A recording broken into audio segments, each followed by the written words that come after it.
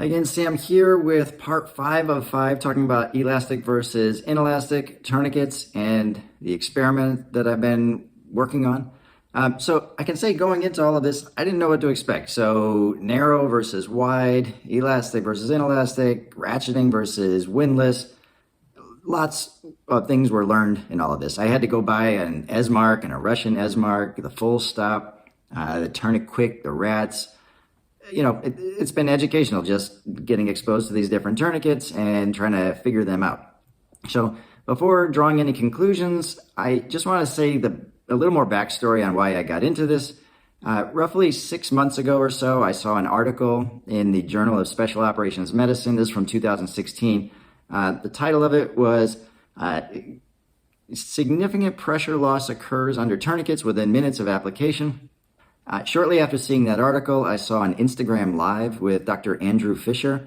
If you don't know him, he is a very well-respected, very well-known doctor who has deployed multiple times with the military. He has seen certainly more bleeding than 0.1% of doctors out there. He has published, he's a co-author in the 2019 COTSI review that led to their tourniquet recommendations. He loves evidence-based medicine.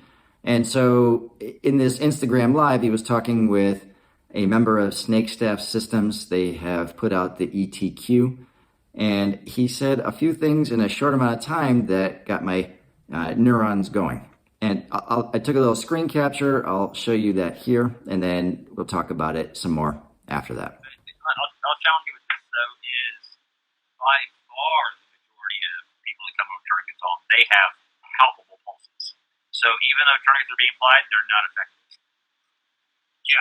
So what do you do about that? So it goes back to education.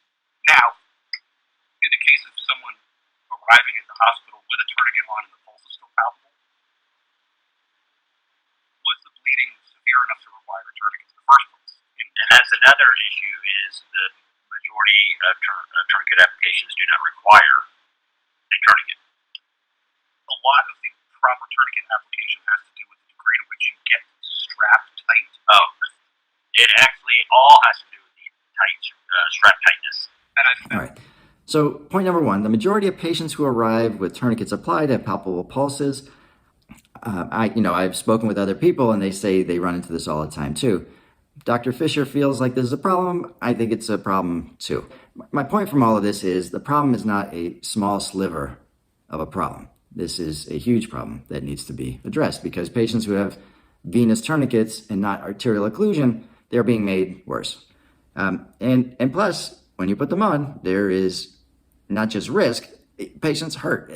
If you care about pain, that is not just a theoretical risk of losing a limb. You are absolutely causing more pain. Part of our job is to cause less pain. So, all right, point number 2, he says it comes down to education, and I would agree with that, but I would also say it comes down to education and teaching use of inelastic tourniquets, because people also need to hear in that case, especially that when you apply an inelastic tourniquet, you need to check and recheck and recheck, because these tourniquets are more prone to lost arterial occlusion. Point number 3, he says the majority of tourniquets aren't indicated. On this point, I agree 100%. The vast majority of bleeding, I think, can be stopped with direct pressure, and I've said this multiple times in different videos. I also think that the Stop the Bleed literature and ads that I see could be refined. So here's one example. This is an arm that has a bleeding laceration and a tourniquet proximal to it. I would like this thing to be changed so that you see direct pressure over the wound followed by the tourniquet. It seems like people are being taught tourniquet, tourniquet, tourniquet, and they're not hearing direct pressure as much as I'd prefer. Point number 4, it's all in the pull. And that is especially true for the CAT and the soft T. The SAM XT exists because of people pulling, but not far enough, and then they start turning and they run out of travel. So the SAM XT, you pull till you hear a click, and then you know probably it's going to work, probably it's going to get tight enough. All right, so after all of these experiments, I'm convinced that elastic is the way to go. I really don't see any compelling reason to be going with inelastic tourniquets. So what I'm going to do next is review the elastic tourniquets that I studied. So first off, you've got the Tourniquet and the Rat. And for both of these tourniquets, I would make them longer and wider. I think that having wide pressure causes less pain and less local tissue damage, and they work better for getting to arterial occlusion. So these are my least favorite of the elastic tourniquets. Next is the Russian Esmark, and this was an interesting one to test. It's quite elastic. I think they would do better by adding more holes. I'm not sure why they get stingy on the holes, but if you wrap on my leg, you reach a point where it doesn't actually overlap with the fastening point here. But this is also fairly narrow. I don't love it. Next in line was the Full Stop. This one I thought was pretty fascinating because it is the least elastic of the elastic tourniquets that I tested. At 250 centimeters of water starting pressure, it behaves like the elastic tourniquets. At 300 and 350 centimeters of water, it behaves more like inelastic tourniquets. It looks like a reasonable product, but it's not my favorite. SWAT T is next in line, and I have said this in previous videos. I like that it is simple, elegant, fairly light, doesn't need a whole lot of instruction. I personally don't get much benefit from going from rectangles to squares or diamonds to squares or ovals to circles. I'm going to apply this over wounds or proximal to wounds and until there's hemostasis, and then I'm going to back it off. But I personally think this would be a better product if it was narrower and longer. Then you could get it over the majority of larger limbs. But comparing the SWAT T versus the Esmark, I go with the Esmark, and that's for a variety of reasons. The Esmark is more elastic. Additionally, it's 9 feet, so this is going to get over the vast majority of limbs out there. In addition, if needed, I can cut this in half and get 2 tourniquets out of it, 2 wraps out of it. So the big negative with the Esmark that I've seen is if I apply this as tight as I can around a small limb over and over and over again, then I can hit pressures of 1,000 millimeters of mercury plus. If I put this on my kid's leg, at those pressures, they're not going to have a leg anymore. So that's no good. However, I'm not crazy. I'm going to apply it till there's hemostasis and then stop.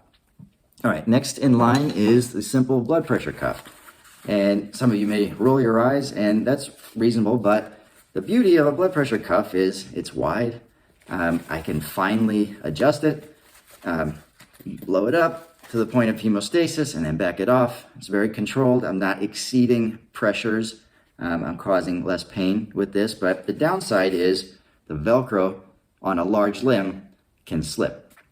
So that's no good. Additionally, if there's any damage to the tubing or the bladder here, then it's not going to work at all. And I will say this, there's a pneumatic tourniquet out there called the EMT Delphi, and that product looks like it's a good product, but I'll never know because I can only find it on this one website, CTOMS, and it costs 357 Canadian dollars. So at that number, I'm out.